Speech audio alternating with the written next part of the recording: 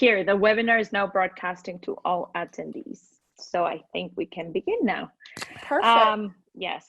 Hello and welcome to everyone. We're very excited to be here. For those of you who might not know who these two women are, my name is Leti Sagun. And I am Ashley Frangi. And together we have a podcast called Se Regalan Dudas. Is the podcast that is most listened in Latin America. And we were very honored when we received this invitation. For me and Ashley, books and reading has been a way to connect and expand our horizons and our way of understanding and living life in general. And I believe one of the books that blew our minds was Brian Weiss, Many Lives, Many Masters, because it was the first time that we ever heard about a different idea that resonated more with us about many, many different subjects. We were born and raised in a Mexican country that has a lot of Catholic roots. And so we heard the same idea over and over of what happens with love, with life, with death, with our loved ones. And for some reason, we never really connected to that. But it wasn't until we finally read this first book that we felt for the first time that we could connect. And there was even some ideas I wrote down here, but about life, death, timing, relationships, unconditional love, being human, soulmates, imperfection, judgment, letting go. There were so many powerful ideas. And the first time that we read them, we both talked to each other and we were like, there is a before and an after in our lives, thanks to this work and this book. Yeah, and I first want to thank Penguin Random House, which is our editorial house, for allowing us to have the honor of interviewing Brian. Like Letty said, it was like a before and after. I don't know if it's happened to you guys that one time you read something and you're like, this is what this makes so much more sense to me than what I was told for so many years. So my mom gave me his first book, and when I read it, it was like kind of like my world broadened a little bit, and it broadened to trying to see beyond what we normally see and what we normally touch and what we normally hear. So for me, it was this expansion of my mind and my consciousness to understand. And I do believe it was the first book that I read that was not a novel, because I read novels my entire life only. And so when my mom gave me this book, it was like, I was always like, nah, I keep reading novels. This is how I look. I don't watch TV, so I read to entertain myself.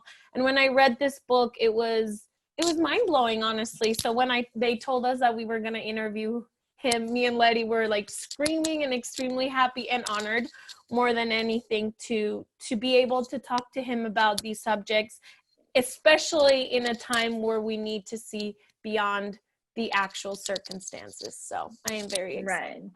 So we're gonna welcome an American doctor and psychiatrist and a best-selling author, Brian Weiss. Welcome to this webinar. We're very excited to have you here and to talk to you about several questions that we have in mind at the moment. Thank you. Thank you so much, Letty and Ashley. It's my great pleasure to be with you today. Looking forward to this talk. Thank you. Thank you, Brian. So we can begin, Ash. You have the first question. My first question to you, Brian, after telling you it's an honor to meet you and talk to you, I think your book allowed me to see beyond what I was instructed to see at the beginning of my life. And it allowed me to be more aware of these parallel universes that are going on as our lives are going on. I think it allowed me to see before and after. I think I always thought about this one life we have, and it expand to me this consciousness, like I talked about. How can we be more aware of this lives and looking beyond what we are taught and used to through meditation and through learning about your work? Well, for me, I was very oblivious also, Ashley, and I had been through medical school and psychiatry training, not really believing in the topics that I wrote about. And then I had a patient come into my office, Catherine, the woman in Many Lives, Many Masters, which is Muchas Vidas, Muchos Sabios in Spanish. And my whole world changed when she started under hypnosis to remember past lives. And then I realized that people were having experiences, but they didn't know how to label them or where to put them. For example, they might have visited a place they'd never been before, but had feelings of déjà vu, you know, that familiarity feeling as if you've met a person before or been a place before. And then some of them like knew their way around. And then I found they were having dreams of ancient times or old times, and the dreams turned out to be accurate. They knew facts or details that they did not know consciously.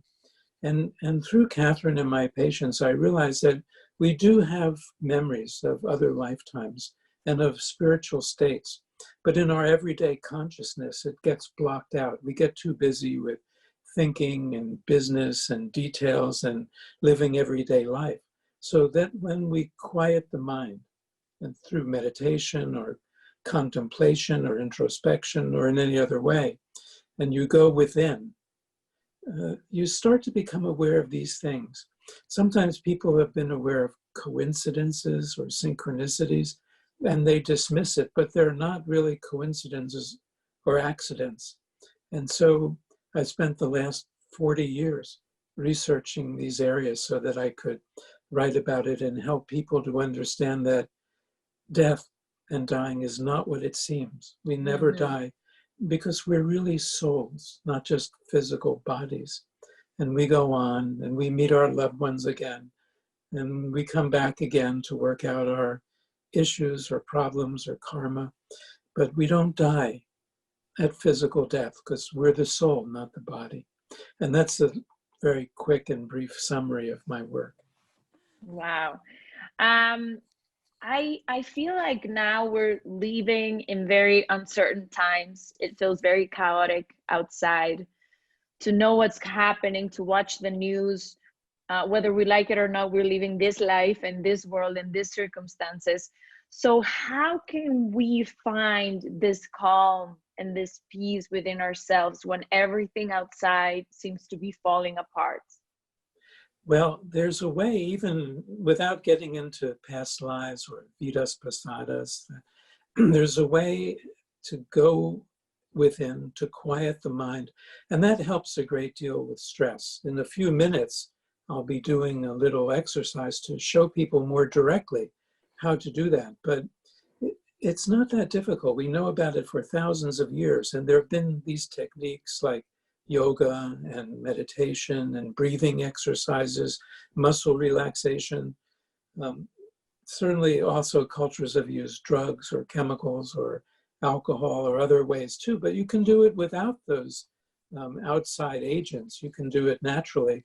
But I think that when you quiet your mind and you start to feel more peaceful inside, this is very healthy for you because it helps the immune system. So it's important now with COVID-19 and everything going on, I think, to reduce stress. Stress can be a killer. Stress can impair the immune system. Stress causes all kinds of physical and emotional problems. So to de-stress, to relax, that's so important. And that's the first step into remembering past lives or spiritual states, because the only thing hypnosis is really is relaxed, focused concentration. It's not weird, it's not mysterious. You just go into a deeper level of concentration. And we do that every day. You both described about reading and reading books. So when you read a book, and then you're not hearing traffic noises outside, you're not hearing outside stimuli, that's hypnosis. Focusing the concentration. You're so much into the book that you're not disturbed by the usual distractions. And it's as safe as that. And that's the pathway, the avenue to deep relaxation. Wow, I love it. There is this video that I saw that you talked about having an informed opinion about these subjects, and that you said that once you're more informed, it's not that you're acceptable. I think that's how you pronounce it in English. Skeptical. Acceptable. Well, that word. Skeptical. Skeptical, yeah. I can't pronounce it, but that word. And that once we inform ourselves, we're able to be not only more informed about the subject, but also allows ourselves to receive these messages from our guides, from our angels, and from ourselves from other past lives. How in my daily life can I be aware of these messages that are constantly coming to me? And like you said, it normally gets put on the back burner because we're so distracted with life. Well, I think, Ashley, that skeptical is the word. It's when people use too much, not only of their left brain, but they maybe reject something that they don't know much about. So I found that a lot after Many Lives, Many Masters was published.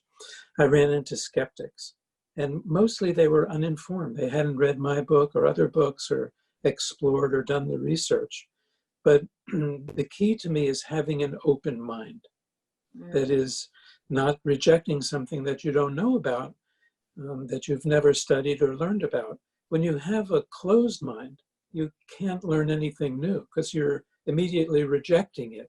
So if you have an open mind, then you can learn new things. And one of the ways that we get communications from the other side is through signs. And if you're skeptical, you reject everything. You know, like you can have a dream and your grandmother came to you and spoke to you and gave you advice, and you say, that's just a dream. But maybe it's not. Maybe it's more than a dream. Maybe it's your grandmother coming to you, because in the dream state, during sleep, our walls are diminished, or barriers are diminished, so we can receive more messages, more information. And sometimes dreams are actually these messages or memories and not just Freudian distortions or metaphors. Or something else happens, coincidences, and they're really not necessarily coincidences. So keeping an open mind, saying, could it be more something that I don't know about? And then you study, you learn, you read, and you connect. I tell skeptic, I remember once debating the astronomer Carl Sagan, who was a very famous astronomer. He did the movie and books Cosmos with Jodie Foster, and he was a skeptic. So I was debating him on a television show. This was a long time ago. And I realized he was talking about past lives, but he didn't really understand what that was. He's an astronomer and a physicist. And I asked him, why are you telling me about past lives? How are your patients doing? He said, well, I'm an astronomer. I don't have any patients. And I said, well, Carl, that's why you shouldn't be talking about things you don't know about, because skeptic in the Greek sense of the word means someone who offers alternative opinions or possibilities, not someone who just puts something down because they don't know about it or rejects something because they don't know anything about it. It's they offer other possibilities. Could it be this? Could it be that? And then we got into a very good conversation because he knew that. So it's important to keep an open mind, to pay attention to signs. And let's say you travel in a city, you've never been there before, say Rome, and you know your way around where the ancient church was, but there's no church there because it burned down in the 19th century, but you knew where the secret room was in the church because you lived in Rome in the 19th century. Then you're paying attention to the signs, and you're not just rejecting it as, oh, maybe I saw a movie when I was 14 years old. No, these are the stirrings of past life memories. And when you remember past lives, your fears start to diminish, your stress and anxiety starts to diminish, because you realize, if I was alive then, and I'm alive now, then I never really died. I mean, I'm back, you're back. And so what does that mean about immortality and meeting loved ones again? I call them soulmates, almas gemelas, soulmates. When you meet loved ones again, maybe you were with them in past lives, and then there's a sense of familiarity. Maybe you feel something that it's too soon to be feeling that, but you feel it. Why? Well, that's the soulmate connection. So what I would say is keep an open mind, pay attention to signs. Thank you. I love it. And I love that you're talking about soulmates. I feel that this is one of the most powerful ideas. I even read the book, the One True Love. Lazos de amor. Lazos de amor. Lazos de amor. And can you explain to the people that are connecting at this moment, what do you mean when you say soulmates? And the idea that blew my mind is that it's not necessarily your partner, or that Right. it might be your partner at this moment, but it might have been a different connection in a different life. Exactly. I think the concept of soulmates, we have more than one. We've been together with them before, often in past lives. And yes, it's gotten a romantic implication over the years. And of course that can happen. You meet a soulmate and it can be romantic, but it can be a parent, a grandparent, a child, a best friend. You get that sense of familiarity. It can be a brief meeting. It doesn't have to be forever in the lifetime. It can be, for example, a high school teacher, and you met them maybe for 6 months or a year, and they changed your life. But that's a soulmate connection. So it's not just limited. I think we have families of souls. And it's very important to know that you never lose them. Love never ends. Love is an absolute energy. It never stops. Our bodies change. Yeah, yes, your grandmother may reincarnate as your daughter or a granddaughter, and she'll look different, but you recognize her. The soul is the same, and that's a soulmate connection. So sometimes it's romantic, and many times not romantic, but I prefer families of souls rather than just one, because it's more than one. I love that. And before we go on to your meditation, I wanted to ask you to understand better and how to use this tool. How can I access other, because a lot of us won't be able to have a regression with you or with anyone, right? We'll probably only have access to your books. I'm not going to say me because I want to have one with you, so I'll put it out there. But most of the people... But we've read all the books. We've read all the books.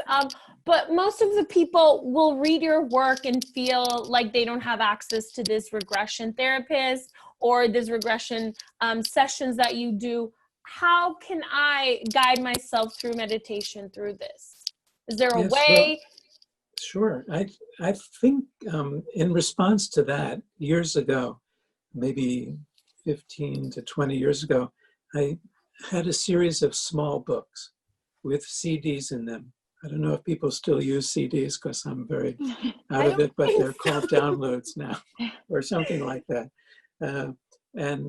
And Penguin Random House publishes them in Spanish. They exist in English too, through Hay House, but in Spanish, Penguin Random House. So you can buy a little book. It's not that expensive, like Mirrors of Time or Espejos del Tiempo or something like that. And in it is a download. So you can then listen to it and it will put you into the altered state, the hypnotic state. It's very safe and you can have an experience. Now, I'm not talking to you and guiding you that way, but you can listen to it and have an experience through listening to the downloads. And there's one for stress reduction and one for meditation also. But Espejos el tiempo or del tiempo, lo siento mi en español. I love it. Gracias. But you can have an experience that way too. Because there's so many people want it, but there's so few therapists that actually do this work. But that's one way, Ashley. Yeah, and that's one of the questions we had also here in the chat of the people that are connecting, if they could do this regression by themselves, or if they could connect to past lives without the guidance of someone. Yes, it's very safe, Letty. You don't go into the past life, you remember it. So people ask me, can I get stuck in the past life, like England in the 12th century? And I say, no, it's like a memory. If you remember going to your kindergarten class, you don't go back to kindergarten and get stuck there. No. It's a memory. So it's very safe. You can open your eyes at any time. You're not going to bring up anything that's too anxiety inducing. It won't happen. And that CD, that download's been there since 2003. So I have 17 years of experience with people using it with no problems. Okay. Do you think this is one of the reasons why we say so much when we go into meditation to connect to your inner wisdom or to connect also to your intuition?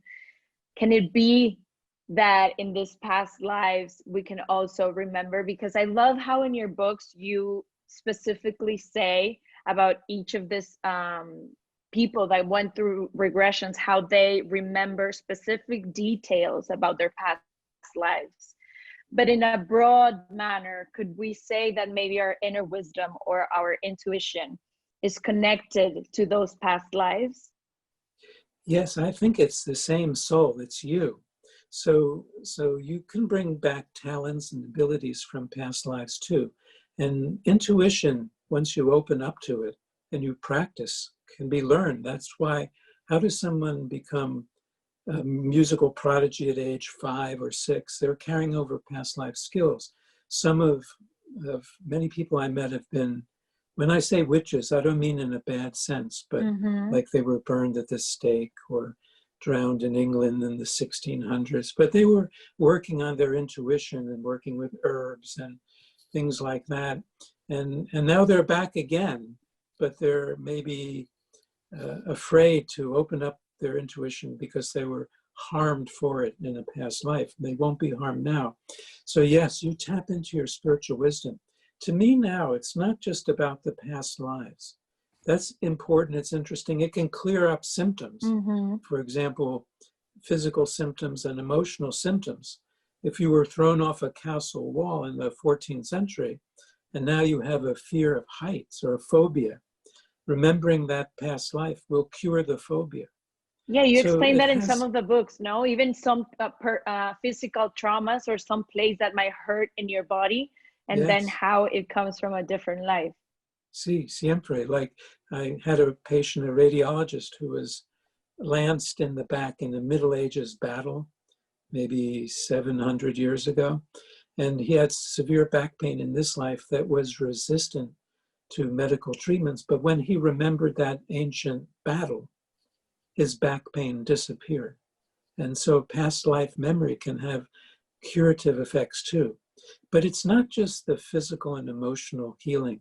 It's also healing from grief and fear, because when you know that you lived before and you'll live again, and all of your loved ones, you lose a little bit the fear of death and dying.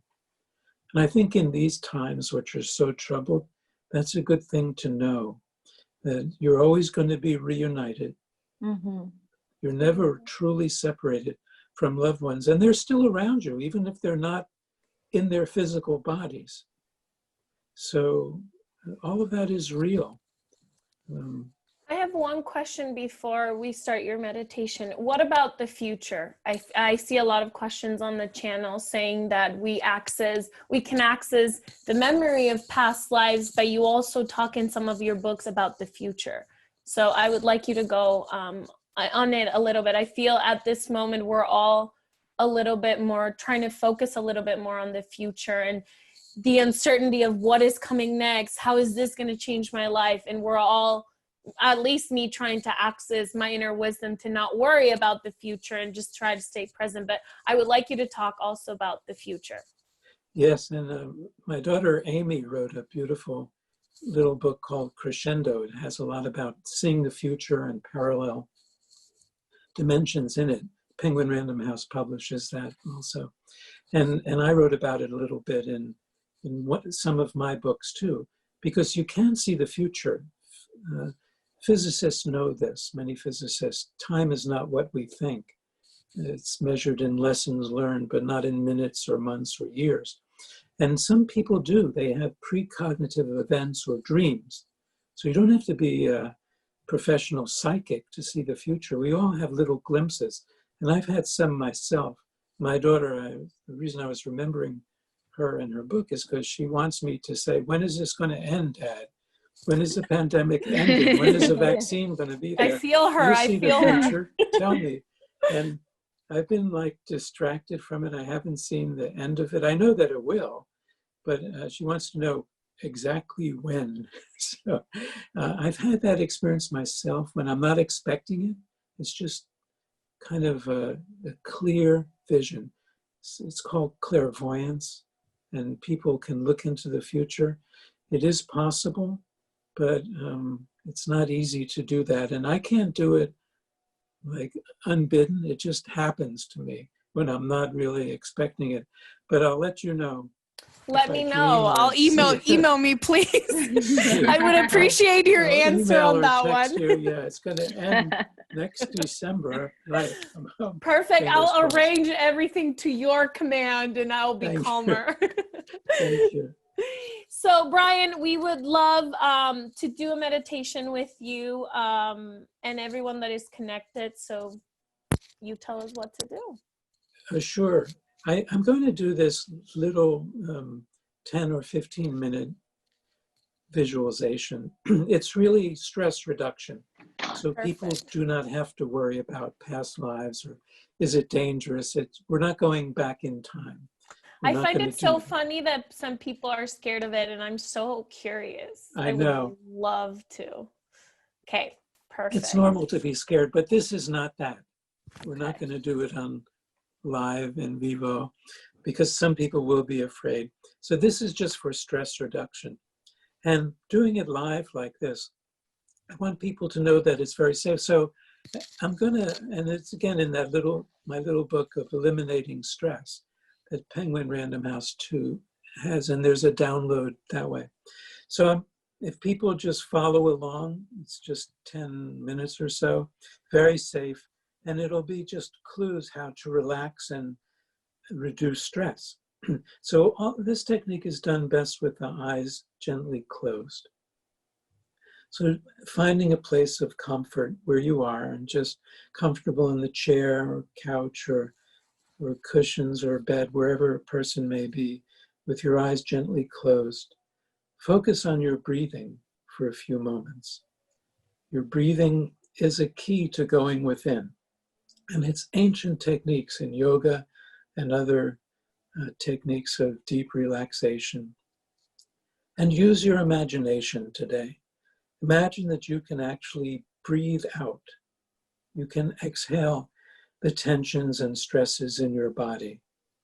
And you can breathe in the beautiful energy that's all around you.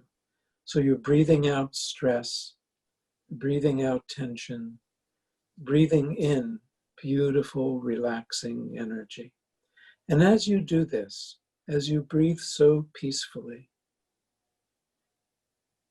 relax all of your muscles. And I'll run through some muscles, some muscle groups. Just bring your attention to this part of your body and feel these muscles relaxing.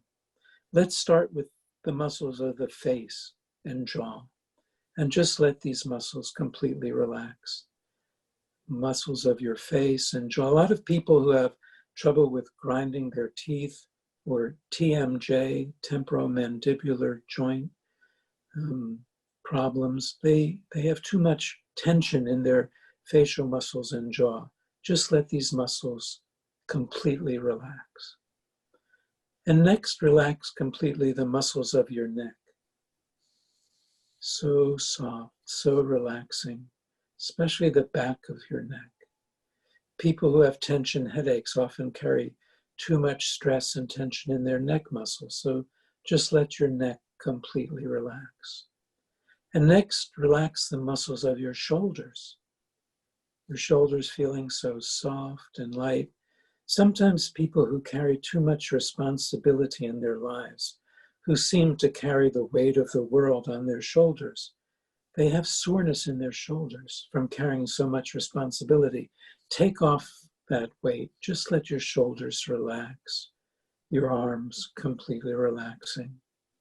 And next, completely relax the muscles of your back, both your upper back and your lower back, letting go, completely relaxing the muscles of your back. Many people who carry too much tension in these large muscles of the back have back pain and other problems in this area of their body. So just let your back muscles completely relax. And next, the muscles of your stomach and abdomen, relaxing completely so that your breathing stays so peaceful, soft, gentle, breathing out stress, breathing in beautiful energy. And finally, relaxing the muscles of your legs, letting your whole body just sink deeper and deeper into a beautiful state of peace and calm and relaxation. And this state of peace is so healthy for you. It's healthy for your body, healthy for your mind, to let go of stress and tension, to feel peace, to feel peace. Let yourself go even deeper. It's very safe. And next, imagine a beautiful light above your head. This is a powerful spiritual light connected to the light above and around you. It is a healing light, healing because it gets rid of tension, illness, disease, and discomfort everywhere in your body. And it is a deepening light because it will bring you to a deeper and deeper level of peace and relaxation.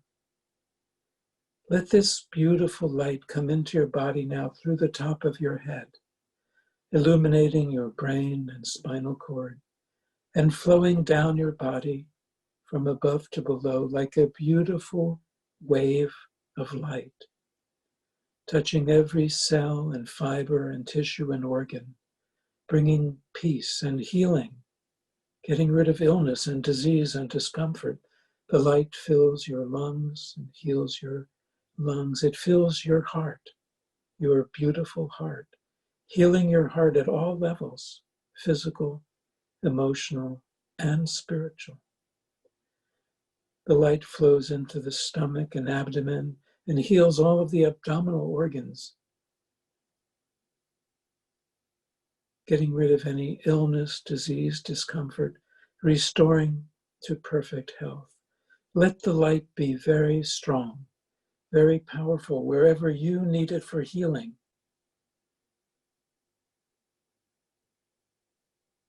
And let the rest of the light flow down both legs until it reaches all the way to your feet, and your entire body is filled with its beautiful, soft, healing energy.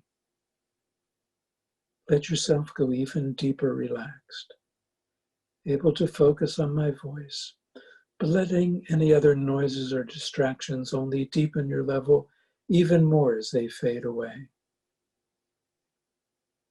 Imagine now that the light also completely surrounds the outside of your body as well, as if you were wrapped in a beautiful bubble or cocoon or halo of light, and this protects you completely and heals your skin and deepens your level even more.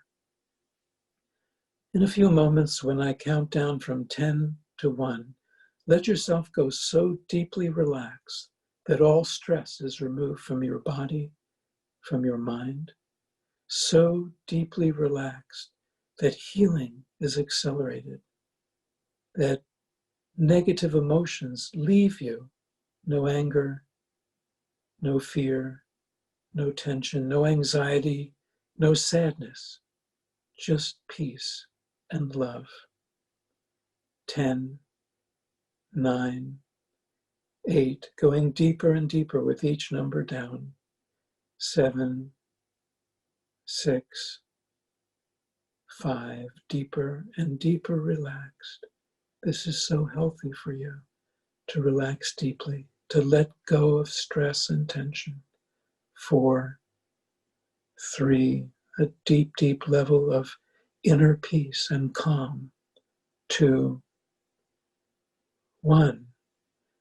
Good. In this beautiful state of deep peace and serenity, letting go of all fears, anxiety, sadness, stress, tension, anger, guilt, all negative emotions.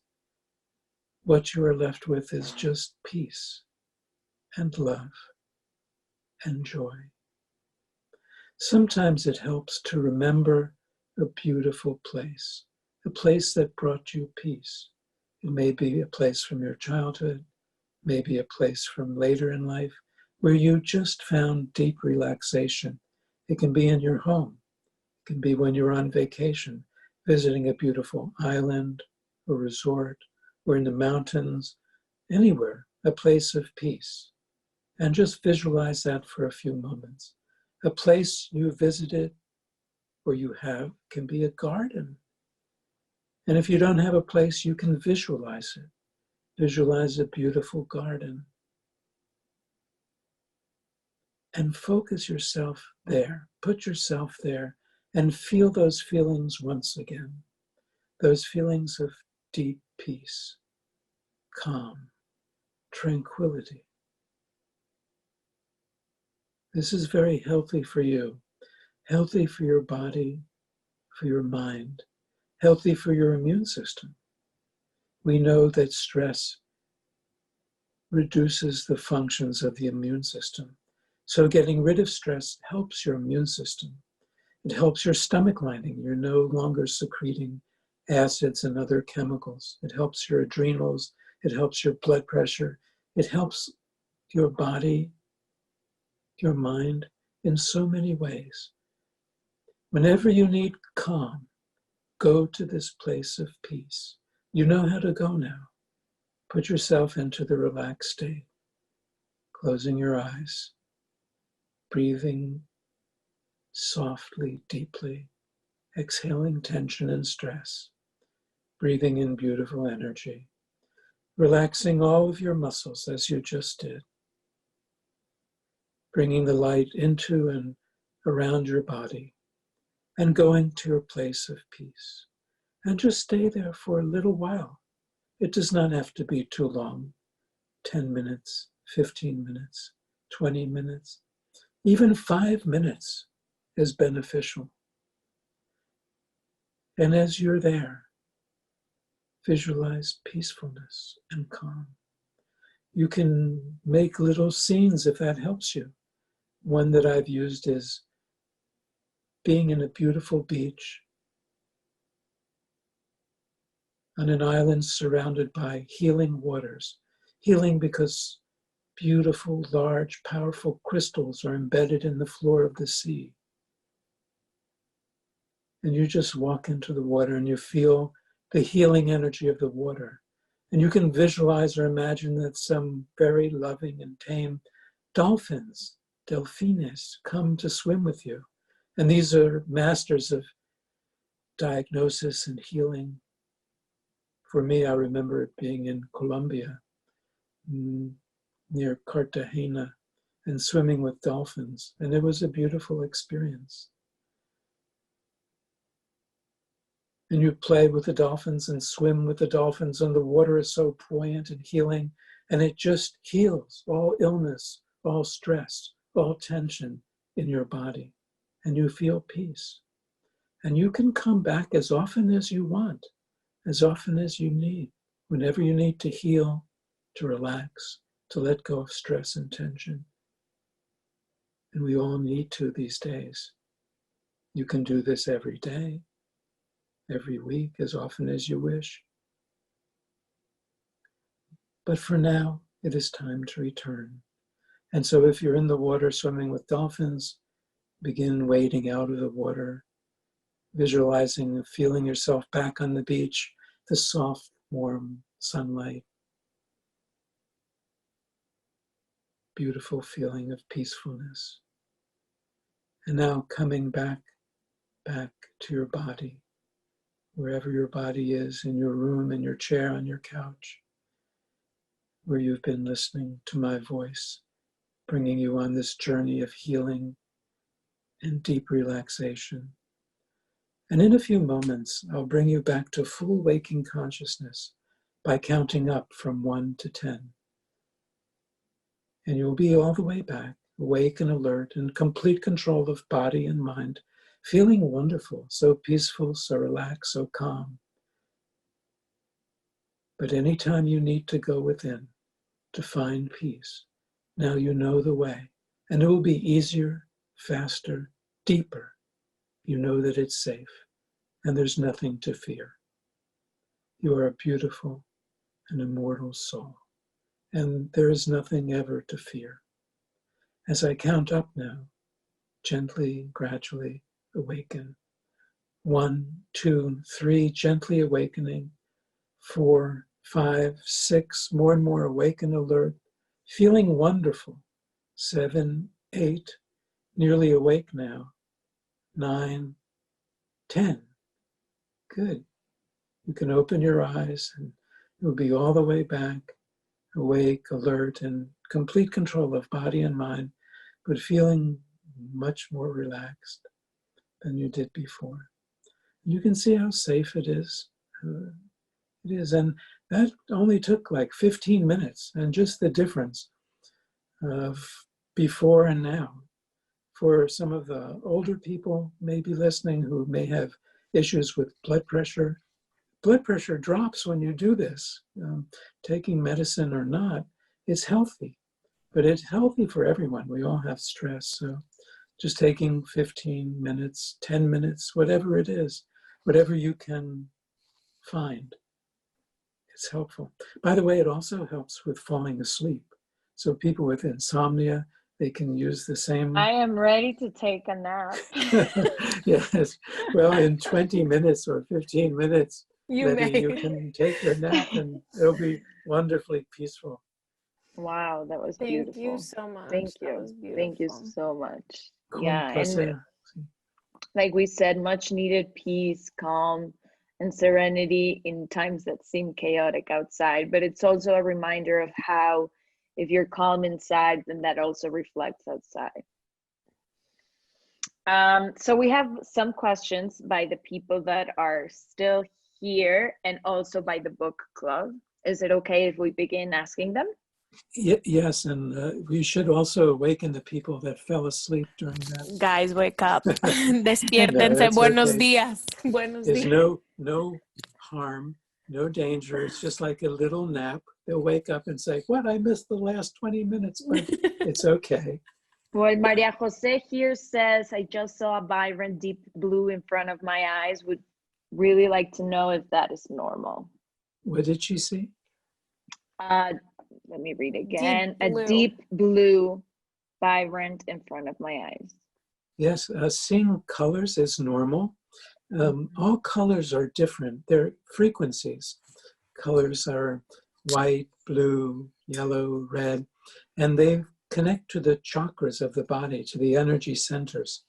And blue has a special meaning, just like purple does, or silver, or gold, or yellow.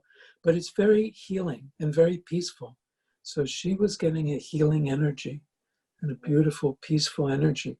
So I think that's very good that she had that experience. Beautiful.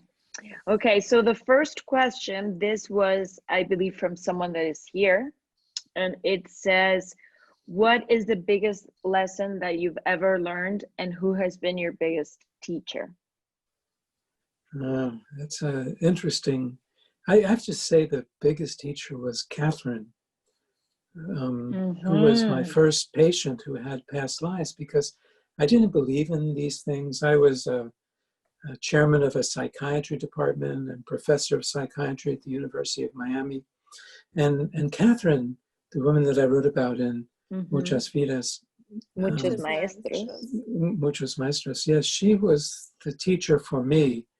And through her, I met the masters, and my life was completely changed. And then I started teaching from others. And I've met some great teachers along the way, but I think she was the greatest, because without her, I'm not sure anything else would have developed. And what she taught me was that we're souls, not bodies, and that we're here to learn lessons of love, and then we graduate and move on. So that was my greatest lesson. Beautiful. I love Thank that. you. The next question is, what do you think is the meaning of life? Why are we here? And when do we stop coming? So we're starting with the easy questions. That's okay. No, there were actually kidding. hundreds of questions, but we tried I to know. choose the more powerful or That's the a ones good that were question, repeated. Yeah. That's a good question. the entire meaning of life. But I think he it's what we've been... He or she wants the entire meaning of life Everything, in 1 right. minute. I'm going to do it in one word: love. The meaning of life is to learn all about love and all of its different manifestations. And I mean unconditional love. That's who we are. That's the energy that we're condensed from. That's why, if you think of the earth as a school, a big school, and why do we come to classes, to this school, to learn about love, unconditional love? And this is God, this is our lessons. And we, I think, cannot learn all of this in one lifetime. We have more than one chance to get things right, to learn these lessons. So when do we stop coming? When we graduate, when we've learned all about love, when we can exist in the higher dimensions, higher planes, and we don't have to come back to this physical plane anymore. We can help our others from our loved ones from the other side. But there are many dimensions in heaven, and this is just one of them. But in a physical dimension like Earth, here we have physical bodies. So this is a difficult school. Because we have physical bodies, we have pain, illness, death, loss, grief. Difficult lessons here, but a great place to learn these lessons. But we are not our bodies, and we all will graduate eventually. I love that. Another question here says, how can we unlearn everything that we've ever been taught? And I relate this to something I found in one of your books that says, you're not your body, you are not your brain, you are not your mind, you are your spirit. And now that we've come to study a lot since we started with your books and then we went on, I see this, but I also think that it's been difficult to detach from everything we've ever heard about life. It's like learning everything all over again. So what would you suggest to start unlearning everything that's been hurting our soul and to just start connecting to our own selves? Yes, it's a gradual process, Letty, and you describe it well. I think we talked already about keeping an open mind. That means, being open to new ideas and experiences. Then I wrote years ago that experience is stronger than belief. Because you may have been taught something when you were 4 years old or 5, and it may not be correct. And how do you know that unless you open yourself up to having experiences? So sometimes when I have met a skeptic who say, well, I don't believe in past lives because I wasn't taught this when I was young. And I say, but you weren't taught many things when you were young, that they may be true, they may not be true, but if you don't learn for yourself, have experiences. So let me do a regression, and then you will have your own experiences and you can know. For example, I've met many people, let's say Catholic. They say, well, I can't believe in reincarnation because it's forbidden by the church. But when I started studying reincarnation in the great religions, I found that concepts of reincarnation were in Christianity originally and for several hundred years until they were taken out in the 5th century AD, Council of Constantinople, Council of Nicaea. So they were in for hundreds of years. And many great church leaders have believed in and written about reincarnation. Same thing in the Jewish religion. People say, well, it's not in my religion, I can't believe in it. But it's been in the religion for 1,800 years or longer. And same thing in Buddhism and Hinduism. Most of the world does believe. So don't let intellectual concepts block you. Just trust your own intuition, trust your own experiences, keep an open mind. You don't have to rush it, but just read, relax, have experiences, and you're doing it exactly the correct way. I love that. A lot of people ask about death and connecting and trying to say goodbye to the people that left and that you didn't get a chance. So my next question, it's a sum of a lot of questions about death, is like, can we connect with the people that died to say goodbye? And also, what happens when we die? Yeah, well, I think when we die, and I've had more than 4,000 patients in my office since Catherine, but many hundreds of thousands more in groups. We float above our bodies. We realize, wait, I'm still alive. You float above, you detach from the body, pain disappears. You often are met by loved ones, transitional spirits, souls, grand reunions, and it's like a party. So I just saw a Spanish movie that's a cartoon movie that I liked very much, but I forget the name. It has to do... Coco? Yes, Coco. Beautiful movie, and I really like that because a lot of the concepts are there. That's correct. And I think they're always around us. So if you didn't connect by visiting the hospital, you didn't get there in time, something like that, they're still around you. They're in a different dimension, but they're right here, right nearby. They're not to me, not in the cemetery. Their souls are not trapped in some one place, but they're with you. And you can communicate. You can talk to them. They may talk to you back in signs, like we talked about earlier. Signs can be messages, birds, finding a coin, different ways, dreams, many different ways, but they're there. So don't worry that you miss the opportunity. The opportunity is always there. They still love you. Love never ends. Love never stops. They're around you. Eventually, you'll be on the other side.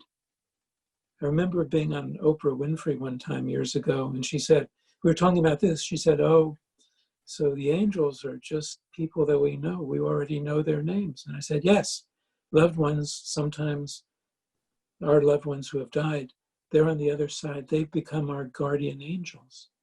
And they're still with us. So love never ends, love never stops. And the opportunity is not lost. You can connect to them. You can talk to them at any time. I love that.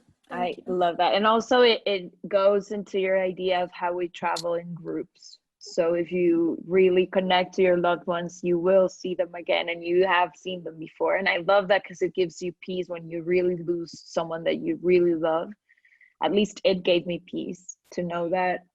Yes, it does. And I don't mean to minimize grief. It's very hard to lose a person physically. You miss their hugs, their presence, their embrace, things like that, of course. But they're still with you. Their souls are with you, and you'll be reunited again. So this is what my mission has been for the past 40 years, to teach people these concepts. I was finding it for myself. And I have to really thank the Spanish-speaking community, because when Many Lives, Many Masters was first published in Miami, came out in 1988, years after Catherine. Took me a while. That year I was born. I was only 5, but I was a very precocious writer. You were just born as well. That's not true.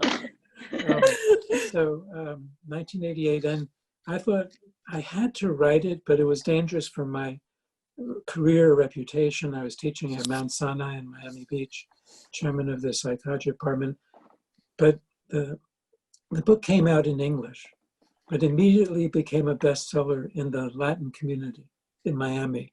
And then it started going to South America. And then it was published in Spanish. And that was the beginning. It became a bestseller in Spanish before English. And so I'm very grateful for that. The open-mindedness was there. The concept of, even though very Catholic countries in many respects, it is a spiritual Catholicism, an open-minded Catholicism. And I found that incredibly reassuring and supportive. That's why many of my good friends and supporters in the Latin community in Miami, as I mentioned, Gloria, and there are others too, because they found the book in 1988 and supported me immediately before the English-speaking community. So it brings back good memories. And I also think we're like, at least Mexicans are so surrounded by the idea of death all our lives. We talk about it, it's in our culture, it's in the things we eat, it's always present. And even though there's been Catholicism ruling our country for thousands of years, we still keep that from our past civilizations that live there is this idea that death and life are mingling all the time, every day. Yeah, absolutely. I used to, not so much now, but do workshops and conferences all over Latin America. And I found extremely spiritual communities and reception. Some of the largest crowds I've ever had. I've been in Mexico several times doing these workshops in Monterrey, Mexico City, Guadalajara, and is Plaza Reforma, Mexico City. But it could be Buenos Aires, I don't know, because to me the cities are similar and I get confused about the geography. And I'm very grateful, as I said. And I want to include Brazil also, because that was also a very spiritual country. And Mexico, the reception has always been fabulous and great. And I am so happy for the support that I've received these 40 years from all over Latin America and Spain and Portugal. And I've even been in Islas de Canarias doing workshops, even in small, beautiful places. You think I would have learned more Spanish, but I would love to come back. And we will go to you. Yes, I know. I would love to sometime. I'm going to wait until the vaccine. Yes, for sure. Because I'm a little worried about airports and airplanes. You text me when the vaccine knowledge timing comes to you, Yes. and I will plan it for you. Muchas gracias. De nada. And before we say goodbye, I just want to remind everyone that is here of how they can find your books in all the main bookstores around Latin America, which is where everyone is getting connected. I would like to hear from you if you suggest a particular order. In my personal case, and I know Ashley's too, we read them as they were coming to us. We didn't choose a particular order, but maybe you have a different suggestion for people that are starting, or that maybe just read one or the second one and want to go on farther. I would change the order a little bit from the order that they were published in. I'd still start with Many Lives, Many Masters. Yes. And I would put Only Love is Real, which is Lazos de Amor, second instead of third or fourth. And then Messages, or the last book, Miracles Happen, that I wrote with my daughter Amy, is a complex book, but a really important book. And her book, Crescendo, is good too. But then there are the three little books, the ones with the downloads in them. They come in any order, because that's more for having the personal experiences. So you can use that while reading the bigger books. But I think I would move Lazos into second after Many Lives, Many Masters. Then I read it right. I didn't know that was yes. but that's how I read them. Same with me. Trusting your intuition, that's what I've been saying, right?